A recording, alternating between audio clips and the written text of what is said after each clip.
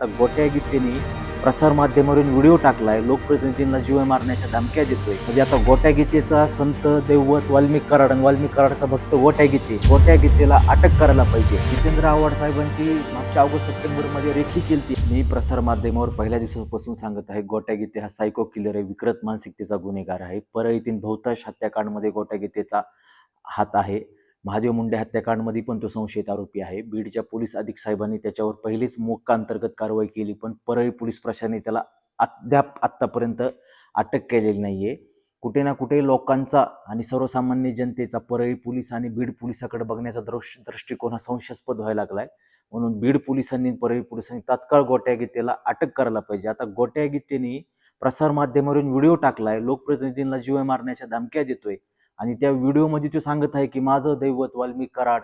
म्हणजे आता गोट्या गीतेचा संत दैवत वाल्मिक कराड आणि वाल्मिक कराडचा भक्त गोट्या गीते, वाल्मिक कराडच्या ह्या भक्ताचं गोट्या गीतेचं आम्हाला कीर्तन ऐकायची वेळ बीड पोलिसांना सर्वसामान्य जनतेला बीड जिल्ह्यातले आलेले आहे. म्हणजे किती दुर्दैवाची बाब आहे.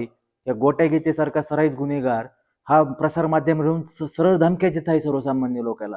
आता कुठे ना कुठे बीड पोलीस प्रशासनाने तात्काळ त्याच्यावर कारवाई करायला पाहिजे, गोट्या गीतेला अटक करायला पाहिजे.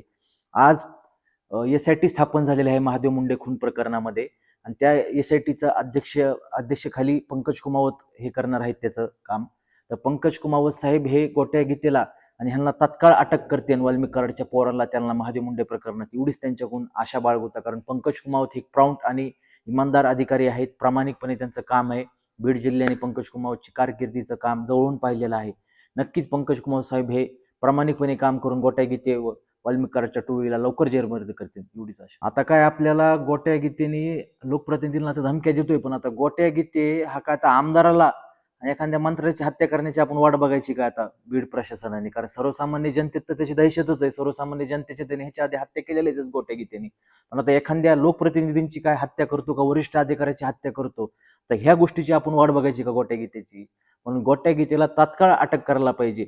आणि मी ह्याच्या आधी पण प्रसारमाध्यमापाशी सांगितलेलं आहे की गोट्या गीते आणि एक तांदळ नावक युवक आहे, त्यांनी मला, सुरेश दसालना व जितेंद्र आव्हाडला जीव मारण्याची धमकी दिलती. ह्या तांदळीनी गोट्या गीतेनी जितेंद्र आव्हाड साहेबांची मागच्या ऑगस्ट सप्टेंबरमध्ये रेखी केलती, अशी पण आम्हाला प्राथमिक माहिती भेटली होती. मुंबईमध्ये जाऊन रेखी केलेली होती.